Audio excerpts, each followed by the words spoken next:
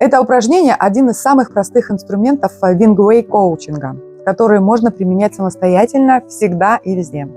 Wing-Wei коучинг, то есть эмоциональный коучинг, это направление в психологии, вернее метод, который создан немецкими учеными специально для солдат, вернувшихся с военных действий. Метод мощный, и он помогает в короткие сроки восстановить психическое состояние человека. Его я применяю в своей практике и уже лично получила крутые результаты. Так вот, вернемся к упражнению «Бабочка». Итак, в положении сидя перекрестите руки перед собой и попеременно постукивайте по правому и левому плечу до состояния «достаточно». Такое легкое балансирование работы полушарий головного мозга через постукивание по правой и левой части тела.